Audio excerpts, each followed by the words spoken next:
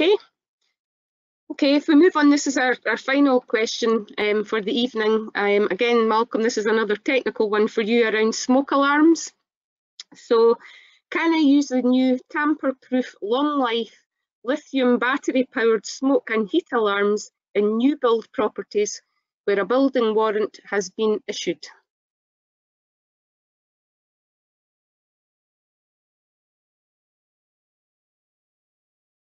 Process with a spark is that a yes or a no?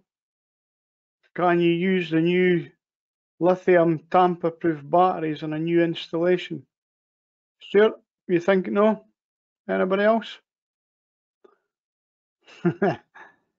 Well, the modern battery systems are very good. The downside for electricians is you didn't necessarily need wires. So they work on battery technology.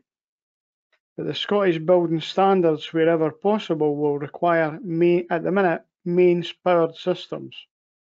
So if it's a brand new job that has a building warrant, you have to install mains powered smoke alarms with battery backup.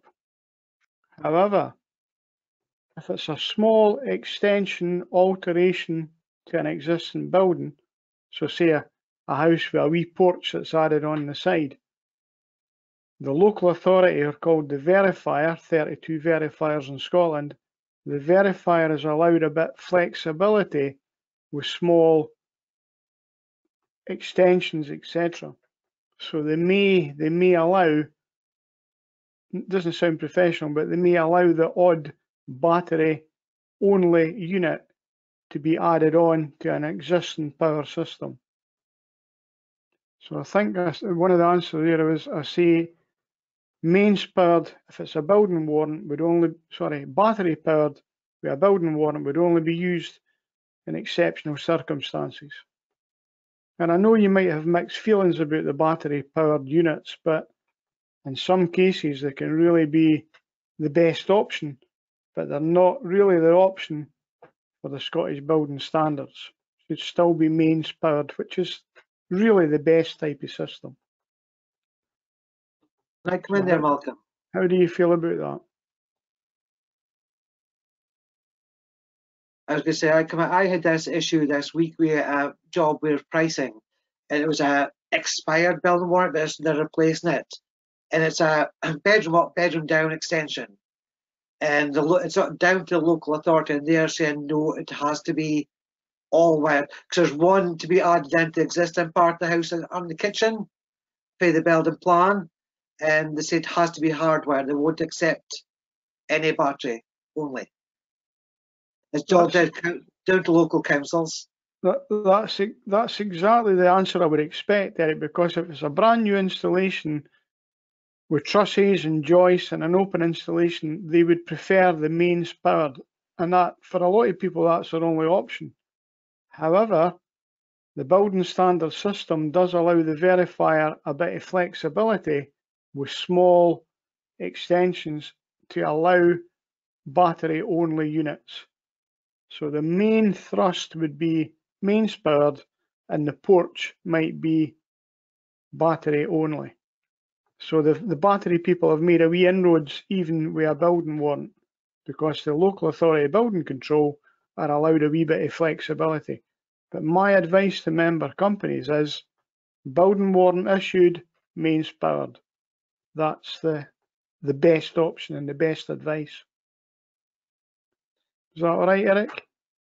Yes, like that's exactly what they're saying. They won't accept battery in a building warrant job. It's got to be wired.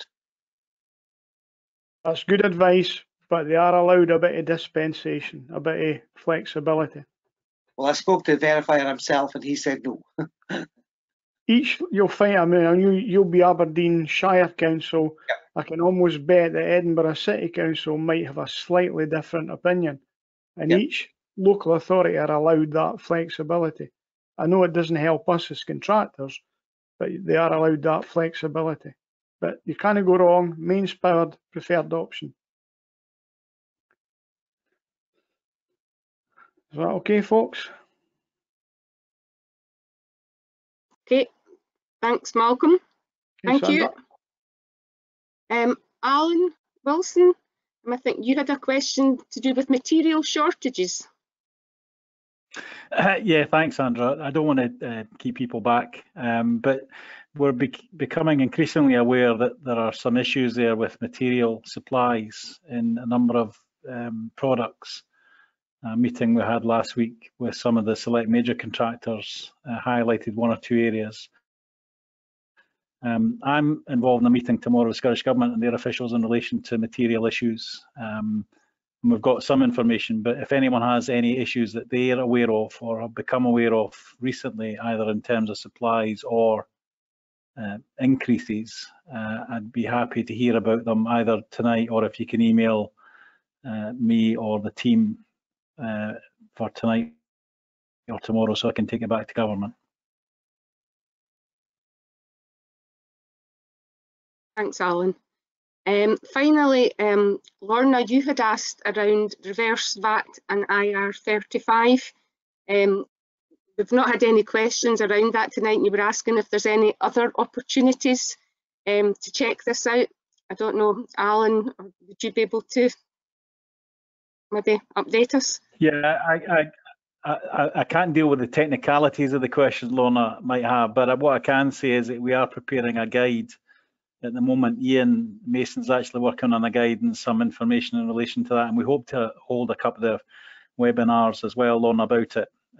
We're still in a part of a lobbying group with many other trade bodies to ask the Chancellor to postpone or in fact cancel reverse VAT, but it looks as if they're going to progress with it. But so we're working on two fronts. We're working still to try and convince him to change his mind, but we're also preparing some information that hopefully answer some of the questions you have. And there are some articles coming up in the Select Cable Talk magazine and the guide that will be issued in the next couple of days.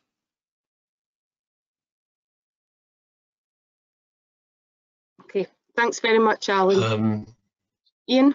Sandra, can I just add to that? Yeah, I'll put a link in the chat in a couple of minutes' time. We've uploaded a guidance document this very afternoon, along with the templated letters and a calculator to help members work out how it all works. Also link to 3 webinars, one from Seeker that was held this morning, another one from the government. So I'll put the link in the chat in a minute, but we are going to keep adding more guidance in the weeks ahead. And if you have any specific requests, Lorna, or any questions, just please, I will do our best to answer them. Okay, thanks very much, Ian. Okay, that's the last question. Is there anything else anybody would like to ask while we're all here or cover off? Nope.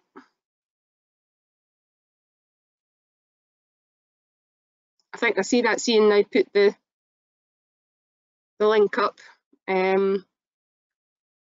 Okay, well, if that's it and everybody's asked the questions that they have, I would just like to say thank you very much, everybody, for joining us again this evening. I hope you found it to be valuable, and hopefully we'll see you all again soon and enjoy the rest of your evening. So thank you very much for your participation tonight.